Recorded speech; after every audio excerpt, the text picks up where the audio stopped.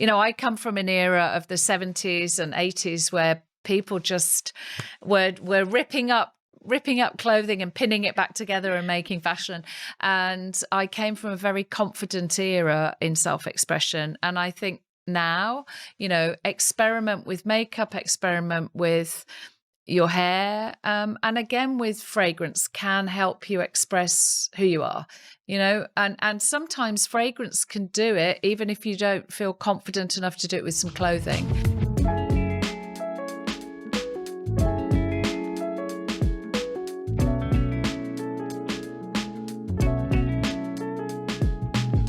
So I want to start about going through your life. Who was Michelle in the 80s and 90s? I know that you worked in PR and you worked really closely with the founding women who built the London fashion scene. Yeah. Can you paint a picture of what that looked like in those times? Yeah, sure. It sounds like such a long time ago when you say those times. Okay. Well, actually, I moved to London from college in 1983. And I got my first job working for an amazing lady called Leslie Goring. And we did fashion show production and fashion PR. And really, to be honest, PR was a thing. It was a new thing that people were doing. And kind of like social media. Yeah, exactly. And it was just so much fun. We were, producing shows. We were listening to records in order to get the tracks for the shows. It wasn't like it is today where you could just download a few things, and producing these shows in London. And then I moved on to work for somebody called Lynne Franks, and she's, if you've ever seen the show, absolutely fabulous. It was based on our agency and based on her. Wow. So that gives you a little window as to what it was like. But the 80s, and she had actually founded London Fashion Week, so there wasn't a fashion week before then. But the 80s, no way. Yeah, that's so cool. I know. I love fashion. But the 80s was just full of women starting their own companies, people developing fashion around their kitchen table, Vivienne Westwood, Paul Gaultier. Everybody was just doing their thing and starting, and nobody seemed hell-bent on building an empire. It was literally, how do we get together? How do we be creative? How do we change things? How do we express things? And fashion started to be this really important modern sort of medium to express yourself, not just personally, but also for companies.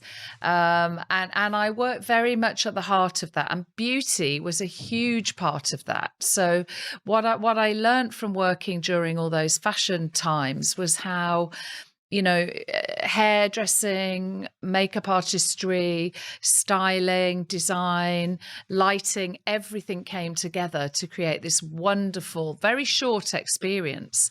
And one story I remember was being backstage at a show when it was Naomi Campbell's very first show. What? So if you can She's imagine a legend. that. Yeah, a legend. I know, exactly. Wow. Why do you think there was an influx of women starting their businesses in the 80s and the 90s? Well, I think, my bosses at the time, I guess, had come out of the 60s and the excitement of the 60s in London with Mary Quant, if in that kind of fashion. And I just think fashion and beauty and music were a place where women could start their own business and just do it and just start to create and start to build. And with these, with these different industries coming to play, like PR, for instance, that now we all say, oh yeah, she's got a PR or he's PR. It really was a thing, nobody knew quite what it was. And I just, from my observation, it was, it was a place where women could get on quickly and own it much more than any other industry that was around at the time. Totally. What does own it mean to you? How did that look like, I guess? It meant lead it. It also meant somebody, I was empowered by those women I worked for to go be great, to own a budget, to be a director at 26, you know, Wow. to build a business within a business, to make big decisions, to create teams, to create things like shows or photo shoots, or, you know, so it was about ownership and also progress. You know, you weren't, you know, coming out of the 70s was a time of change as well. But I think a lot of these women had come from the 60s and built up throughout the 70s. And the 80s were just this incredibly creative time in London. That's incredible. I love that story. Mm-hmm. So let's fast forward a little bit. And you started working for Estee Lauder. And there you helped launch Tommy Hilfiger's first ever fragrance. Can you tell me a little bit about that? Yeah, I mean, in between that, I'd moved to New York. I'd you know, fallen in love, and my boyfriend at the time was a record producer, and he was moving to New York, and it was all very exciting. Wow. And I'd sort of gone without a plan. And I'd first of all built my own PR agency in New York from scratch. And Bumble and Bumble, the hair salon, was my first client, and we did the products and we launched them. Wow. And then I got headhunted into Lauder, and yes, Lauder were a privately held company at first, and then they started acquiring brands and doing licensing deals. And Tommy Hilfiger was their first licensing deal. It was another phenomenal time. Tommy himself still is quite legendary. His team, predominantly females, again, really, you know, we love a strong female. We do. Really sort of empowered, strong group of females. Taught me a tremendous amount about how to, at the time, pre-internet, pre-social media, reach groups of people in America, you know, via a brand, via music. Music was the real currency, if you like, to connect in the 90s. If you imagine, he'd attracted this kind of rap culture and then the frat boys at the same time. So I sort of call it the Tommy Hilfiger effect. It's sort of, how do you get to all these different communities, totally, you know, yeah. with one brand name. And I felt I'd learned so much from him and his team about America, actually, and how diverse America is, and how to get to the multiple groups when we didn't have social media, which was a lot trickier. But I think music really was that connecting piece in culture during the 90s, particularly. That's really interesting. So what music, so there was rap music, obviously, for that part of the puzzle. What was the frat boy music? How did you infiltrate that? Well, I think they attached themselves to the rap, and then there was also the grunge. So you'd have, you know, a lot of check shirts, a lot of plaid shirts going on. There was grunge. There was, you know, the rap music was really starting to take off. I think those were the sort of two predominant ones. And then you had this, you know, like Junior Vasquez, you know, really amazing dance music as well coming through in the 90s as well. But I think he used music as a platform and connecting with new artists as well and supporting new artists. That was a really big connection to youth culture in America, but it didn't necessarily work in other countries. So as I launched the Hilfiger fragrance in Germany or France at the time, they didn't have the same fashion cultures or music cultures. So it didn't quite work as easily. So you then had to learn what was the currency in those countries, which I think I've taken forward all my life in understanding different cultures, different countries, and how you connect to a specific group of people. Right. That's awesome. And what was the first fragrance, if our viewers or listeners aren't super familiar with it? What were the notes? What was the name? Oh, what? You mean Tommy? Tommy's first fragrance. Yeah, it was called Tommy. Yes. It was called Tommy.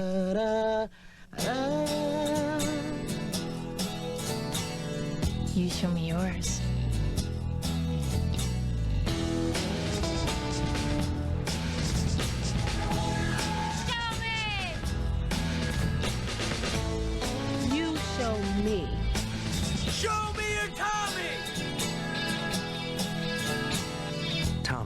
the real American fragrance from Tommy Hilfiger.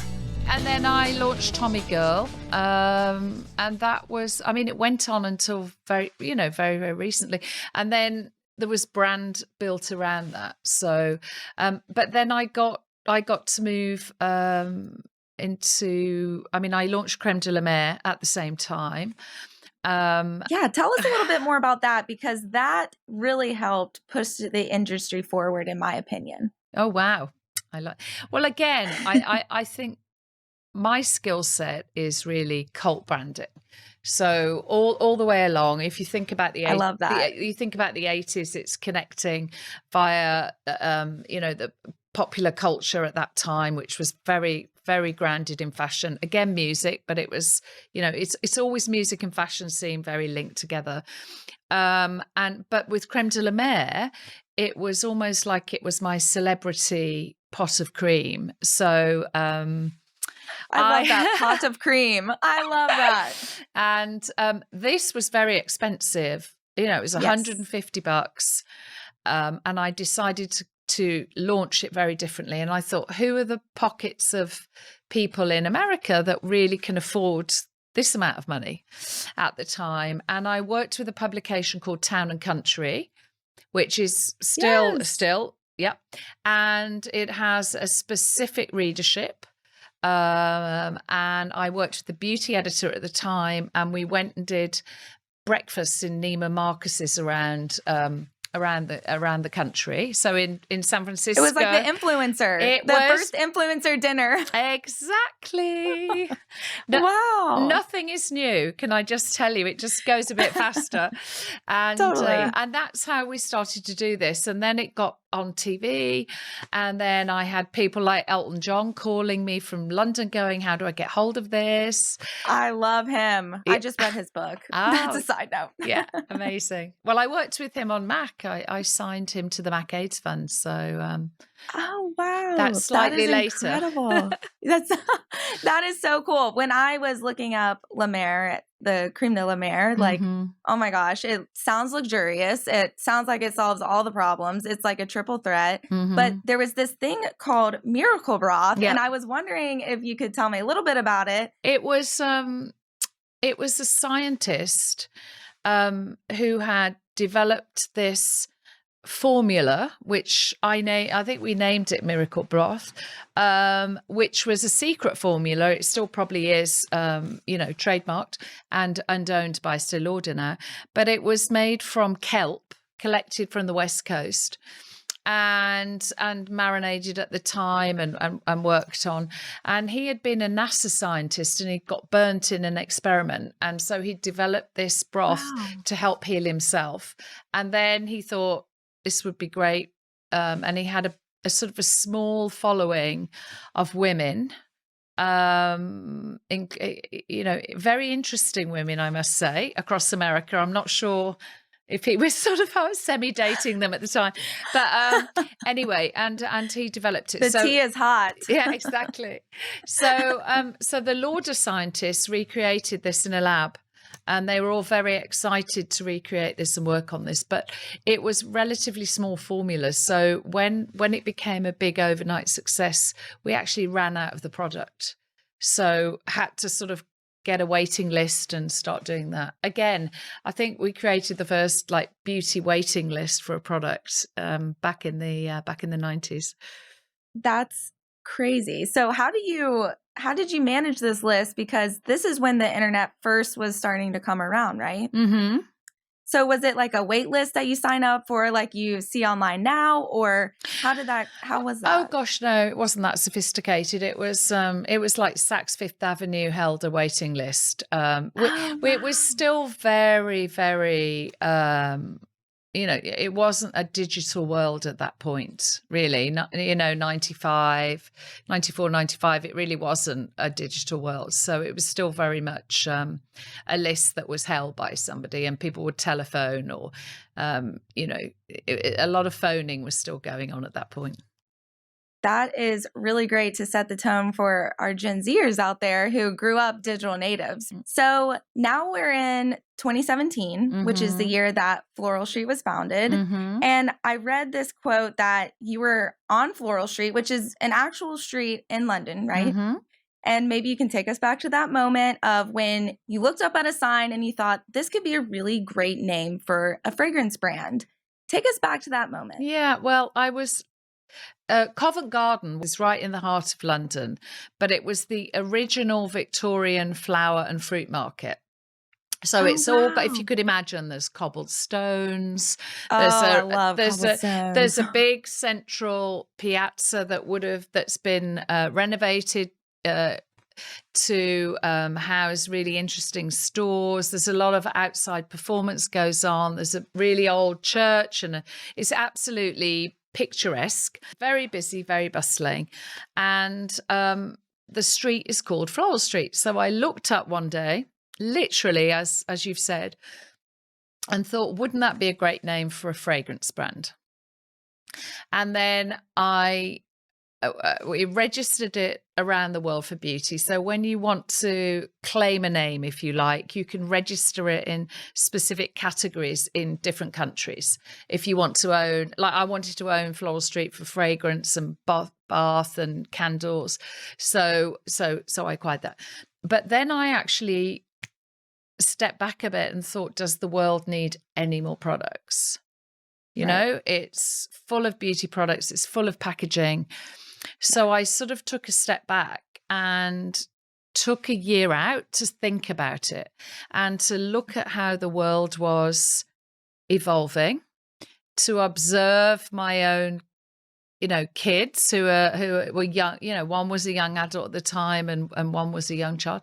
And what I observed was very different to how I'd branded and grown all the other brands I'd worked on throughout my career. They were buying less. They were less interested in stuff, more interested in creating. They were hearing and seeing things differently, exactly because you said they're digitally native. Things look differently to them. The way they even got things delivered was different rather than shopping. So everything had changed, and I thought, if I'm going to do this, I want this fragrance brand Floral Street to be sustainable. I want the formulas to be clean. I want to open up the world of fragrance and help people learn about fragrance. So, we're all, observing the world at that time and beyond. We're connoisseurs of chocolate and coffee and wine and gin and you name it. But nobody was saying, hey, come on in, let me help you be a connoisseur of fragrance. So then I sat around my dining room table and created the brand. And now we're actually in 22 countries. We're evolving. But I think what I did was you imagine all that energy and creativity from the 80s, creating things round a table with group very collaborative time, the 80s, into the 90s of this. I lived in America. I was branding and connecting and things got bigger. And then back in London, here I am in the 20s now, sort of starting again, but the playing field is completely different. Right. How do you think the gap year benefited Floral Street and what it is today? Oh, unbelievably. I if you could imagine, you unplug your computer. I basically unplugged myself from my old life. I unplugged myself from, I didn't buy, at the time, because magazines were still I didn't buy any magazines. I didn't go to any industry events. I cooked a lot. I was very much just in life. I'd never really done that in my life. Soaked it in. It's always been like, go, go, go, go, go. Yeah, go, go, go. And I just completely unplugged on that front, was very present in my family life. And it cleared my mind. It gave me this almost like meditation, is it of Right. a year. Like a sabbatical. Yes, yeah, but I think Yeah. even when people take sabbaticals, they think they need to give themselves a task, like to learn to play an instrument, or I didn't give myself anything. I said I just want to be. I don't need to learn another instrument. I don't need to prove I can climb Kilimanjaro. My Yeah. life had been kind of, big enough. Right. Yeah. So I think if you can afford time out, you're young. Lots of people probably listen to this are young. It's good to take time out later in life, even rather than earlier in life, because I think it's great while you've got energy and vision and focus to kind of go for it in your early life, and then take a bit of a breather in the middle somewhere if you can. Right. Okay. That was one of my questions is, would you recommend it? Because I think there's a lot of talk now about, taking care of your mental health and yourself. So a lot of people, a lot more, I feel like people are taking gap years, and it's really incredible to see that something beautiful can come out of taking this time for yourself. Something even more than beautiful. It's like a creative brainchild, I guess, come to life, quite literally. Yeah, I think you can, I'd launched, 40 countries for MAC Cosmetics previously to that. I traveled the world, and that's so cool. and my gap year, a lot of people say normally in Britain, people take a gap year between finishing their A levels at 18 and starting uni or college at 19, 20. Nobody really, or you say maybe you're going to take a trip midlife or something. But I found, I was 50, 51, and I just found it was this amazing breath of fresh air. But also I didn't want to travel. I wanted to sort of travel inwards.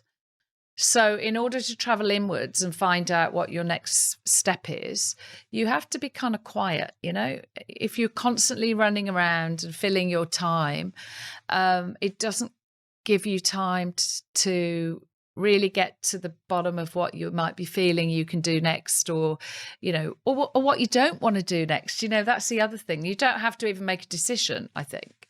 But if you can't take a year, even finding sometimes a day in your week, that you can unplug yourself.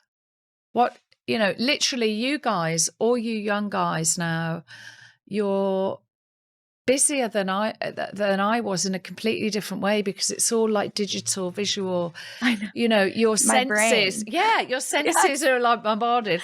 So if you could unplug for a day, it's heaven. Definitely. I think about that all the time. My brain goes literally a mile a minute. And even when I have time to sit, I'm not really sitting and just breathing. I'm sitting and I'm thinking about what's next, what's this, what's that, like what's on TV, what's on my phone, all that sort of thing. So I'm going to take some advice, and I'm going to take a little bit of a breather for a day or two, maybe over the weekend. But let's get into Floral Street and a little bit more about the 3 principles. I know you kind of touched on them when we were just talking a few minutes ago, but I love where the brand started, and I love what's important to you. And I think that it shows through your work and everything that your brand puts out into the world as well. So the first one being, everything is totally recyclable, reusable, and compostable. Can you tell us a little bit more how you achieved that? Yeah, sure. So when I looked at, what the fragrance industry was doing, I mean, I thought it was pretty horrific.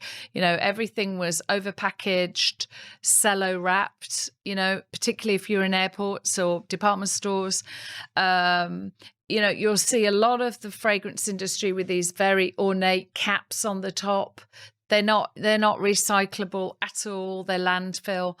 And I started with that, even, the packaging, and created, we went to a 180-year-old paper mill in the UK, and they were getting into pulp. And I said, could we design a box with you? And so they said, yes. This is how I do life. You sort of knock on somebody's door and say, can we do this, you know? And until they say no. Until they say no. And or say yes. Yeah. So we designed a box. We've got the bottle. We got the amazing fragrances being worked on. I can talk a little bit about that in a minute. But we designed this pulp box. It went to Korea to be 3D modeled.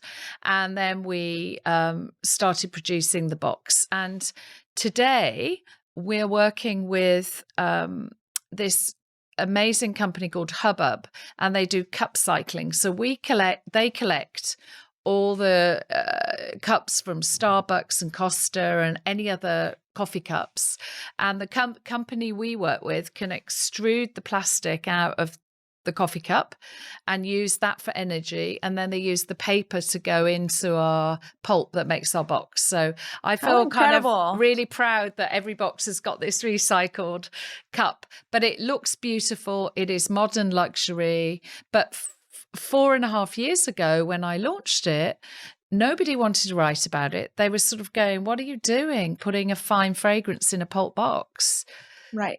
How did you overcome that? Like, what did you say back to them? Well, I just kept saying, this is modern luxury. You know, just you wait. We've got to change as an industry. We've got to do things differently. And sure enough, you know, 4 years on, everybody's scrambling, trying to be sustainable and, you know, in my world. But the other important thing I did was I work with a fragrance house called Robertet, and I can trace all of the ingredients that are in any of our products, from the fragrance through to the candles, where it comes from, sometimes who's farmed it. Wow. And I know that the whole process from seed to scent is taken care of well, and the people within that process are really taken care of well. So we're not just sustainably packaged, we're what, you know, America knows are sort of clean on the inside as well now.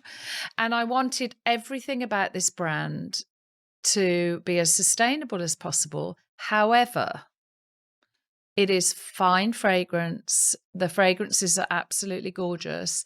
And I really didn't want to take the beauty out of beauty, because it's really important that we feel good about ourselves, that fragrance makes you feel good, that it, you know, the smell is your, you know, strongest sense.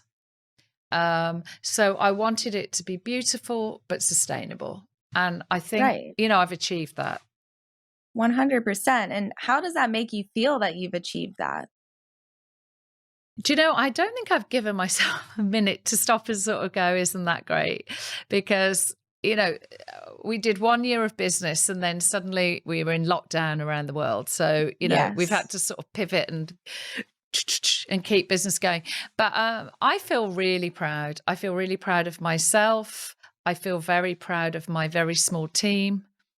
And what I am blown away by is the fact that, you know, Sephora were our first stockist in the States. We're now in Nordstrom, in Anthropology, and Mecca in Australia. And I just think, wow, those retailers have recognized my little brand that I created around the kitchen table, you know, and we get, that's incredible. Yeah, and we get a lot of great feedback from all of the customers. And I wanted it to be a modern brand, so it's about making you feel good about yourself. We don't use the word sex or sexy in the brand.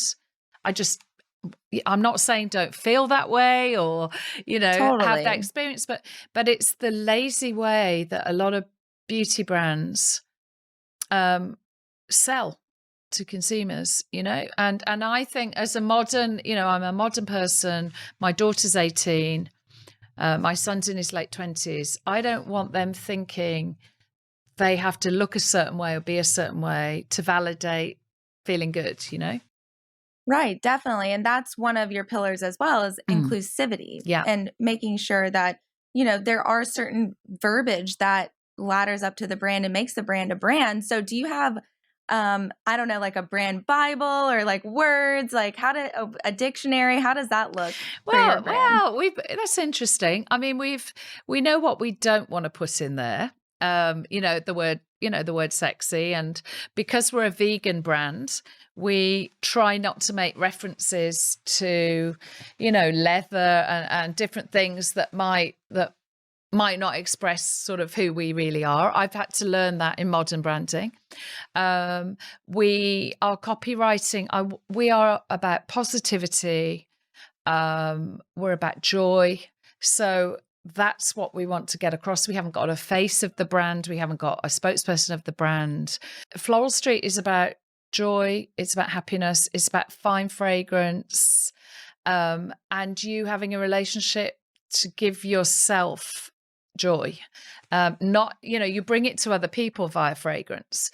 But I think if you look at a lot of the fragrance advertising, it's been about to attract a partner or something, right? Like the old thing, sex sells. Yeah, yeah. But I wanted this to be about you. Who do I want to be today? What am I wearing today? And it's really interesting to see what people choose, what they're attracted to. We have words that explain the fragrances, as in very positive words. So yeah. I am proud. Great. Yeah. That's awesome. And then the last pillar that you've kind of touched on is transparency about the ingredients. Mm-hmm. And that's just really, really awesome. Is there any piece of advice that you would give to future perfumers or future brand owners about transparency and why that's important? Well, that's personal, but I believe if you look at the history of me and brands, all the way through my career, I think now, if you're not transparent, I don't think a modern consumer really will want to be part of your gang, if you like. It's and what I love about a modern consumer is they research, and they know often more about things than you do, and so you can't. I'm a bit dismayed that quite a few brands there's a term greenwashing, or why would you do that? It's just like, be transparent, be who you are, say you're not what you want to be today, but you might be by tomorrow. It's so for me it's really, really crucial that I be as transparent as possible, right. with what we're doing. I love like when even in the work that I do social media for a living. Yeah.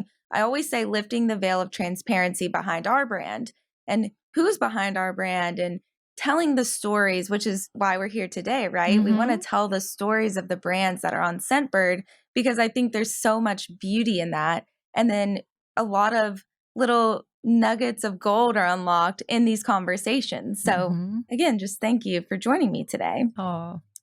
So this is going to be a fun little segment on your fragrances. And I actually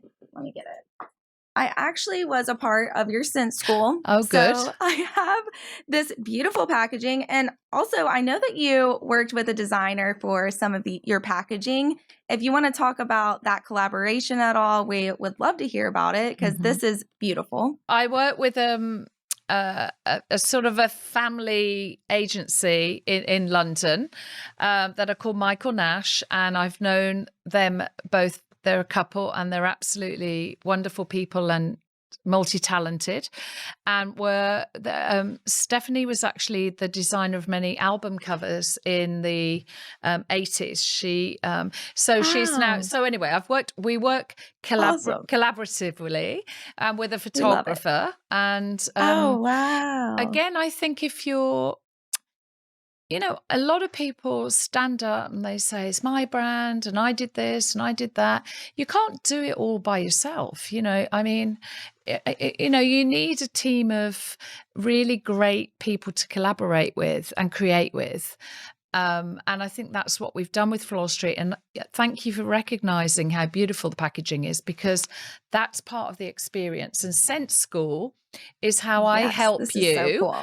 Become a connoisseur, I feel like a connoisseur. Yeah.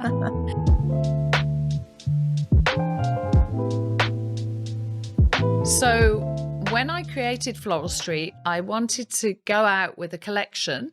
We started with 8 fragrances. We've now got 11.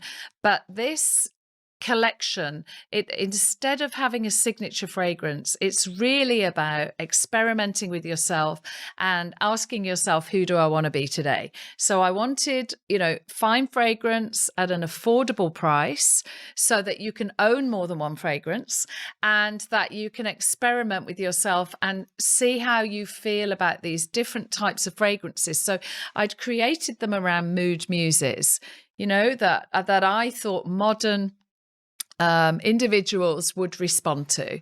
And then we created fragrances around those mood boards. So there was, rock royalty, Athena woman, horticulturalist, which was a take on a sort of a modern gardener. So I'd created these themes around the fragrances. So it gave you, as an individual, some freedom to wear different fragrances to fit your mood, what you were doing, to uplift yourself. And the feedback I've got about the Floral Street collection is exactly that. So, that's what I created these fragrances for, to bring joy, to bring individuality and expression to fragrance. Okay, Michelle, we'd love to hear about Wonderland Peony, and how did you name that and the inspiration behind it? Okay, well, let's I know that Wonderland Peony, which is this one. I tried that one. Yeah, is Scentbird. It's doing so well with Scentbird. So it smells so good, you guys. I'm like, oh my gosh, put this on my skin every day. So yeah, it's got cotton candy and it's got pink peppers and it's absolutely stunning. And and if you see, this is the box and here's the beautiful you have the bottle. full-size bottle. Yeah. Oh, it's stunning. I love this. So Wonderland Peony was about the days when you feel dreamy and delicate and radiant and thoughtful, which we all have those moments. And I wanted this fragrance to be absolutely stunningly beautiful, but also not we say it's soft, but it's captivating, and it's a really powerful soft fragrance, if that makes sense. And the bottle, is such, we photograph peonies and we hand apply these beautiful, photographic images on the back of the bottle. So that even begins to put you in the mood to wear this fragrance. So you've got this beautiful, for sure, peony a bottle. It's got incredible ingredients within it. You spritz it on, you feel dreamy and soft, and I think it makes you feel like you're giving the gift of peonies to everybody that you encounter in a day. And this is our number one selling fragrance around the world now. So I think people around the world are really feeling affinity to this beautiful, beautiful fragrance. And each fragrance is 20% fragrance oil, so it lasts a long time on your skin. So even if it's gentle, it will last on your skin and develop with you.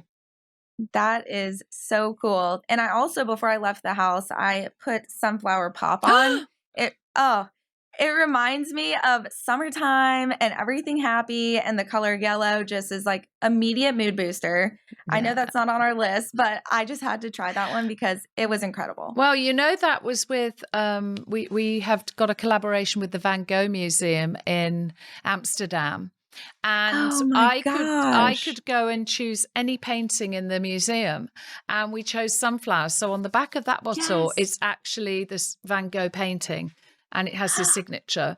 And wow. Our nose created this wonderful, as you said, fragrance where you feel like you're standing in a field of sunflowers in the south of France. Yes. Beautiful. Yes. Optimistic. It took me there. Optimistic. Yes. And like the sun is shining, and like, when your skin is warmed, like that's what I smell like today, guys, if you wanted to know. Do you know how much I love that? That's what I want these fragrances to do for you. I want you to feel good. I want them to take you somewhere. I transport you. And when you spray them on, I use all our fragrances. What mood am I in? What am I wearing? Definitely. If I need a boost, you talk about electric rhubarb, just the name, ding, zing. I actually wore that all the way through lockdown, every morning, spritzing on, cheering myself up, giving myself a boost and a lift. Yeah. Yes. Oh, I love that. And rhubarb is not as popular in America using it. I know a lot of British sweets use it, and then it's used in cooking a lot. So how did you take that and put it into this really beautiful perfume? Well, that's interesting. We also did a collaboration with the Royal Horticultural Society, which is called the RHS, which is the big royal gardening charity. They have a garden called Wisley, and in there, they're sort of a bit like a museum or guardian of different types of species. And there was, I think, 12 different types of rhubarb there. And Jerome, Jerome, our nose, was just like, wow, that's inspirational. But when you extract oils, soft fruits, so rhubarb's a soft fruit, so is pear, they're used a lot in perfumery. You can't extract it from the fruit itself, so they're nature identical. So that's created to smell a bit like rhubarb. And how cool. I guess it's a tart. It's like a kind of a tart, sharpish kind of taste that enlivens your mouth. And yes, you're right. Brands in Britain use rhubarb quite a lot, also in beauty. But he's crafted it with jasmine, and I love jasmine. Yeah. I want my wedding scent to be jasmine, some sort of jasmine. Okay. I love it. I love it. Maybe electric rhubarb's it. Yeah. And the color of rhubarb is this beautiful, like robust red, right? Yeah. Like red and green. it is red and green, and it's so beautiful. And again, your photography really captures that. Are all of your fragrances in collaboration with a separate entity, I guess, like Van Gogh? No. You've just touched on two that have. No. We've got 11 fragrances, and 2 of those are in collabs. Okay. Of course. Yeah. The ones that picked for first. Okay, awesome. And then London Poppy, I love Poppy. So let's talk about that one. Okay. How did that one come about?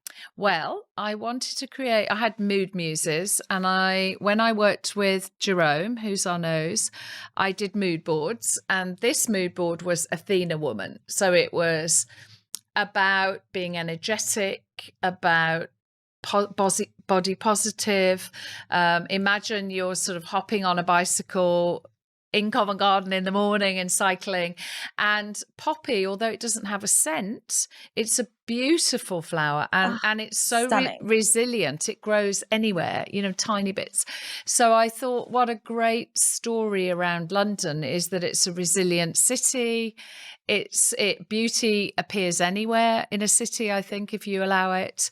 And poppy is this incredible, zesty, amazing, uplifting. So spritz it on in the morning. It's going to give you this energy boost. Wear it after. So like confidence. Yes. In a bottle. Yes. Oh, okay. I like that. Yeah. I like that. Okay, that's fun.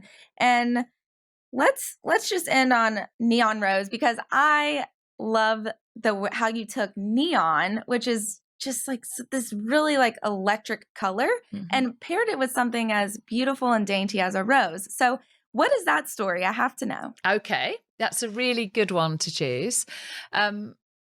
We created a rose as if it were neon. So the smell, imagine. Yes. And there's about 120 different roses. Not all of those are used in perfumery. There's very few that are used in perfumery.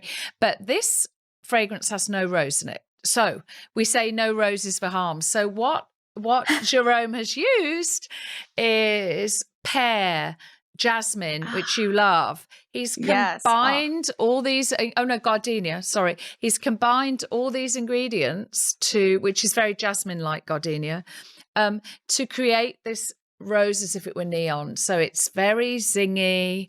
I call it popping on my high heels, even in my pajamas, It's it makes you feel 10 years younger.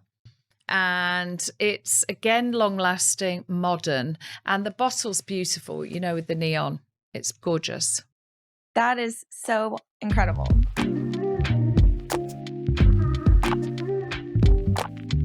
All right. So now we're moving on to an advice segment. We crowdsourced these questions from real people on the internet. The first one being, should I buy the same fragrance every time or have several brands to avoid always wearing the same stuff? Well, that's a great question. Should I wear, I believe not just with the Floral Street brand, but I think fragrance, you should experiment. But it can be expensive to experiment. So be really careful. I would say sample, buy discovery sets, try things out first. And I think a lot of people go into a store, they buy a fragrance, and then they get it home. They might have spent $200 on that and wear it twice and think, oh my God, I'm not quite sure about this. So I think the more you learn about the ingredients you like, and definitely experiment. We change our lipsticks, we change our hair color. We say at Floral Street, you should change your fragrance as often as you change your shoes, and it's, Right. why not? I Why love that. not bring the joy of scent to your outfit or how you're feeling that day? Awesome. I love that. That's so fun. So the next one is, I'm a 20-year-old woman looking for ways to be confident. Okay. Well, self-esteem is really, really important. So on a personal level, I think you need to surround yourself with positive people that help you do that. But if you're looking to have fragrance give you a boost, I find a really good vanilla fragrance. We have wild vanilla orchid, and when I'm feeling a bit low or my self-esteem and that happens to all of us, whether you're a CEO, a founder, you have those days. If I spritz some of that on, the vanilla makes me feel comforted and confident. And there's nothing better for your self-esteem than walking into a room or being in a line at the coffee shop and somebody saying to you, wow, you smell good, what are you wearing? So if fragrance helps you feel better about yourself and attracts a positive reaction from others, I'd say use it. Awesome. We all can use those compliments every day. Okay, so the third one is, how can I overcome the fear of self-expression? Wow. Well, that's a big, big question. And it depends on your situation, doesn't it? It depends on where you live, who your family are, who your friends are. I think, again, experiment slowly, with self-expression. I come from an era of the 70s and 80s where people just were ripping up clothing and pinning it back together and making fashion. And I came from a very confident era in self-expression. And I think now, experiment with makeup, experiment with your hair, and again with fragrance can help you express who you are, and sometimes fragrance can do it even if you don't feel confident enough to do it with some clothing. You could find something that pushes you slightly in a direction you wouldn't have chosen before. Like you can with lipstick. Instead of sticking to the same color, try something different and have others help you. Other experts help you do your makeup differently. Help you choose an outfit differently. But as far as I'm concerned with fragrance, you wouldn't see that self-expression, but you can smell it and therefore feel it. Okay, so the fourth one is, how do I start a business with little money or no help? That's pretty difficult. I'm not well, okay. We live in a different time now. I would start if it's a specific business idea you have, maybe you identify another company to work with that is in that arena, and you start to work for that company and start to gain some experience in that sector and gain some learnings. Because the biggest, there's 1,000,001 ideas. It's actually making those ideas happen that is the difficult part. Without finance, if you want your idea to get realized rather than starting a business, go work maybe in an arena for a company where you think your idea can get realized. somebody that went to the same school as I did in the UK went and invented the iPod. If he'd have started to do that in his back bedroom in London, that would not have happened. So I think if you've got an idea, but you haven't got the experience or the finance, maybe try and find somebody that believes in your idea to help facilitate that. Awesome. That's a great piece of advice for sure. Okay, and then the final question is, as a 21-year-old, should I prioritize career advancement or work-life balance? Okay. First of all, for all of you out there that are in your 20s, this is a myth. There is no work-life balance, right?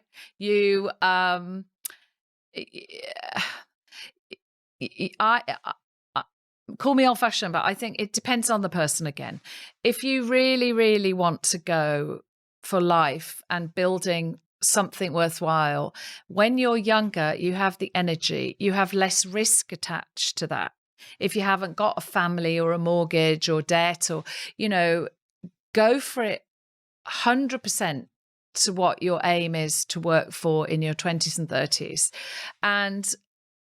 And for women in particular, especially if you're a working mom and you have, there's not so much balance. So I'm not going to lie to you about that. You literally can't have everything and expect balance in between all of that.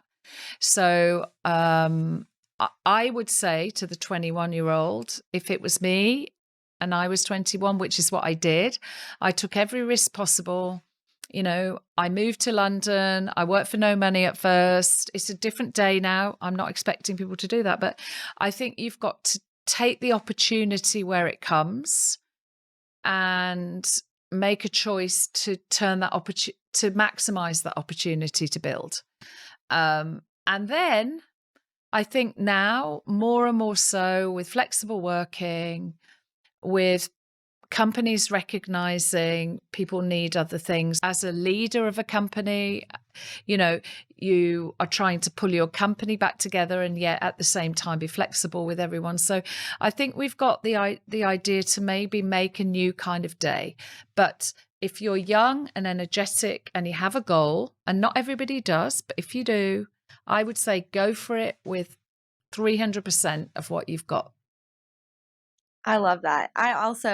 I didn't ask this question, but I was very interested to hear what you had to say, because I feel like I come from an era that says everybody's like, you can have it all. But it's like, how can you have it all? You can't make it all work. I was like, are these people superheroes? Because it's not working for me. No, you know what? I honestly think that's why we have quite a few challenges with mental health, including for myself now, because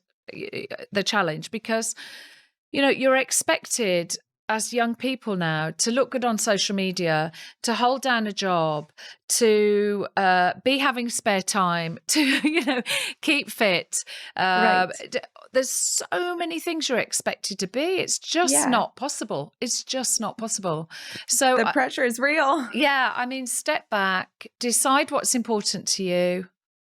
Understand sometimes something's got to give, but be in control of what that thing is that gives, and be really kind to yourself. If Right. I haven't done my laundry on Thursday, am I going to die? No. I just literally think you have to be more in control of letting go, if that makes sense.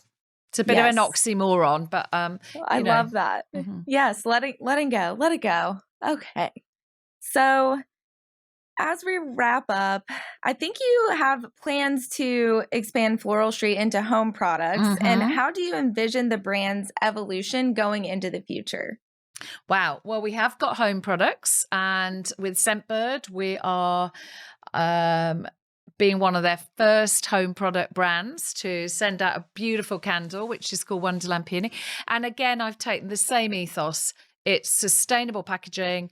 In all of the ingredients and the formulations in the home products are completely clean. We've got plastic-free scented reeds, which are so great for back to school or anywhere in your home. You can pop one in a drawer. So I'm trying to innovate within the sector to bring joy into the home and for you to be able to sort of scentscape your life, Oh, I love that. Yeah. Scentscape. You know, That's so cool. from your car to your home to your own personal, smell good, feel better, learn about what scents and fragrances you respond to really well, and use those in different rooms to create different moods. Awesome. Well, thank you for sharing that. And this one is one of my favorite questions I think I've ever asked. So I want to get it right, but what story would you want to tell in a decade about how your life has gone and the impact you've had? My life has been the most incredibly exciting journey. I have never had a plan. So I think if I was, the story I would want to tell is be open in life, be kind, and I think if I rewind, looking at all the wonderful people I've met around the world, and I think what I've brought, I hope, is I've made people feel better about themselves in the workplace, via the products I've brought, unlocking, self-esteem and joy. And I hope that's what I get remembered for, and making people, laugh along the way, really. Absolutely. We need to laugh more, everyone. We need to laugh more. We do. That's one thing I do a lot of, is laugh. So I'm with the right company. Well, thank you, Michelle. This has been so wonderful. This chat has exceeded my expectations, and I'm so excited to have connected with you today. Oh, me too with you, and best of luck with your journey too. Thank you.